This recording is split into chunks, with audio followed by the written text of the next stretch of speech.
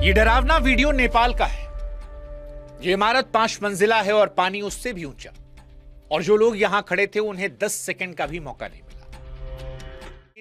Nepal Tibet border की है, तिब्बत के इमिग्रेशन सेंटर की, जहां 1 सेकंड पहले सब कुछ ठीक था और अगले सेकंड सब कुछ खत्म हो जाता है।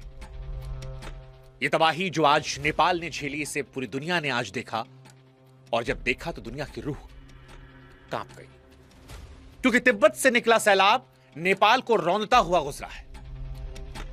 हिंदुस्तान इसको लेकर इसलिए व्यथित है क्योंकि नेपाल के साथ साथ इसमें हमारे भी 105 लोग लापता हैं।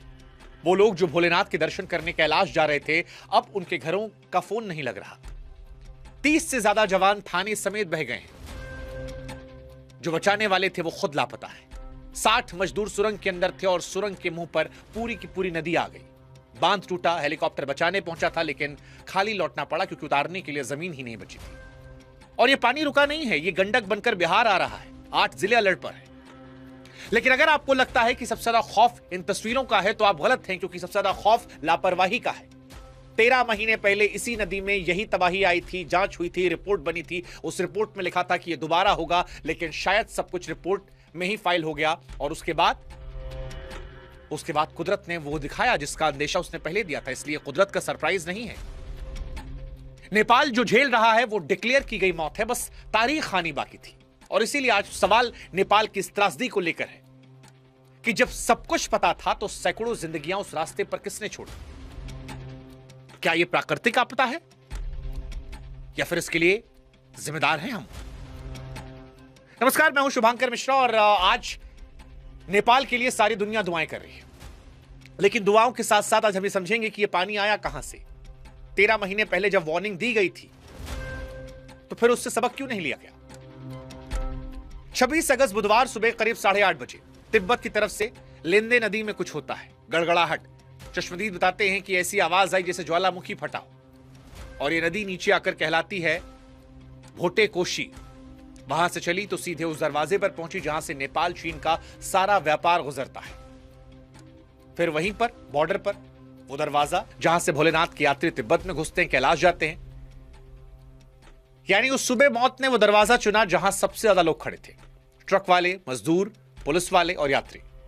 इसके बाद 9 बजे रसूवागड़ी पहुंचता है ये सैलाब, और यहीं पर वो सीसीटीवी वाला सीन आता है। कस्टम, ट्रक, इमिग्रेशन सब बह जाता है।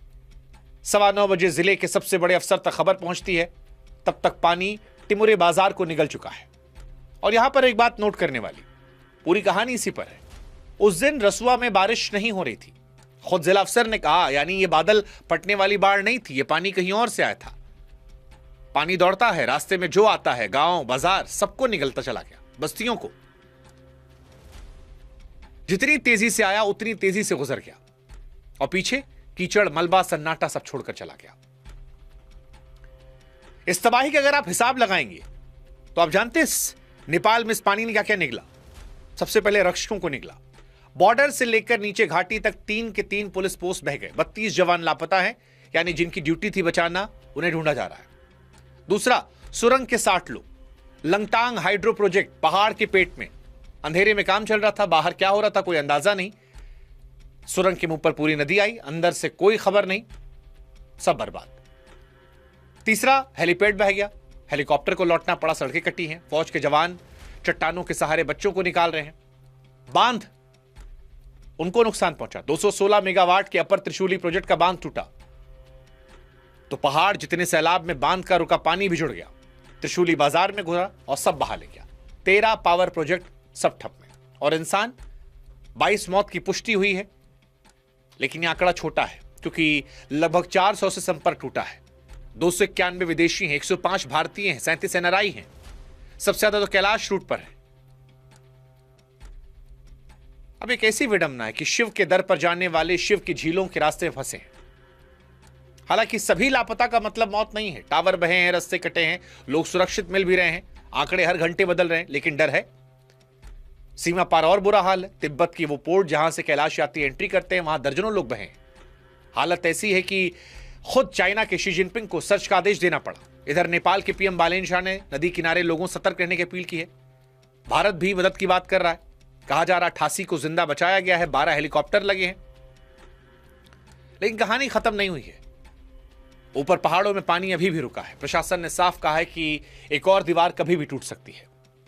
लेकिन अब सवाल यह है कि जब बारिश नहीं हुई तो नेपाल में पहाड़ जितना पानी आया कहां से? और जवाब बड़ा आसान है। हिमालय के ऊपर ग्लेशियर है, बर्फ के पहाड़। धरती गर्म हो रही है, ये पिघल रहे हैं और पिघला पानी कई बार ग्लेशियर के ऊपर ही झील बना लेता है। और इसी झील की दीवार क्या है? चट्टान नहीं, बर्फ का मलबा। एक दिन ये टूटता है और पूरी झील एक झटके में नीचे। विज्ञान इसे ग्लोफ कहता है, देसी भाषा में पहाड़ पर टंगा पानी का बम। काठमांडू यूनिवर्सिटी के वैज्ञानिक कह रहे हैं कि बर्फ का पहाड़ नदी में गिरा, नदी ब्लॉक हुई, पीछे पानी जमा हुआ और वो दीवार फटी। उसी सुबह तिब्बत में 4.4 तीव्रता का भूकंप आया था।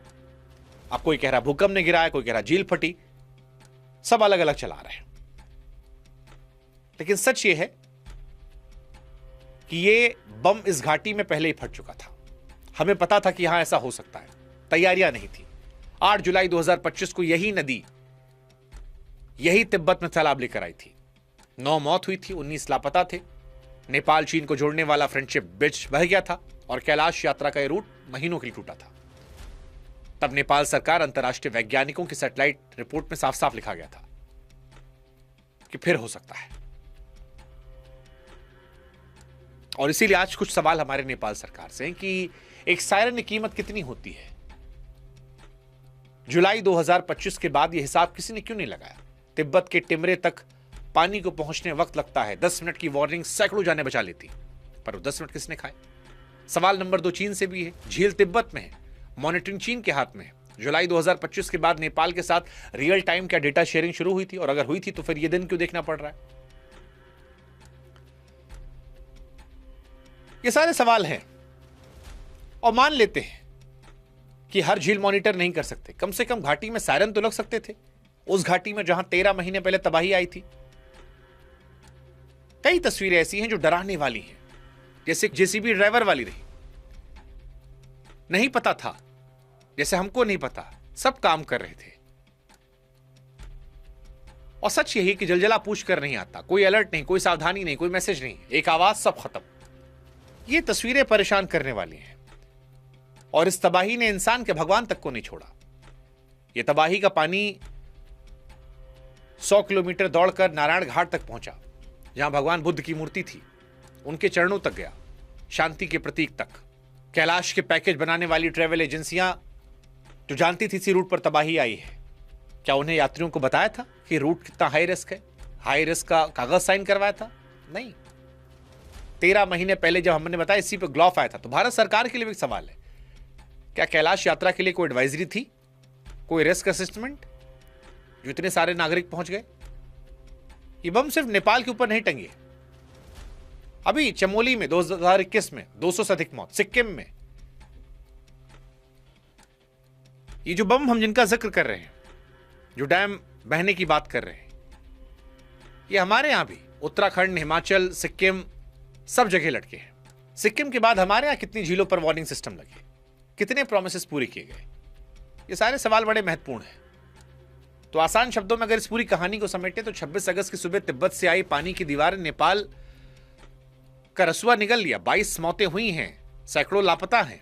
कुदरत ने किया है, सच है, लेकिन यह अधूरा सच है। पूरा सच यह है, कुदरत ने 13 महीने पहले रिहर्सल किया था, वार्निंग दी थी, लिखित दी थी, लेकिन हम नहीं समझे। बाढ़ कुदरत भेजती है, लेकिन बिना वार्निंग के मौत वो सिस्टम भेजता है। बाकी आपका कोई अपना फंसा हुआ है तो भारतीय दूतावास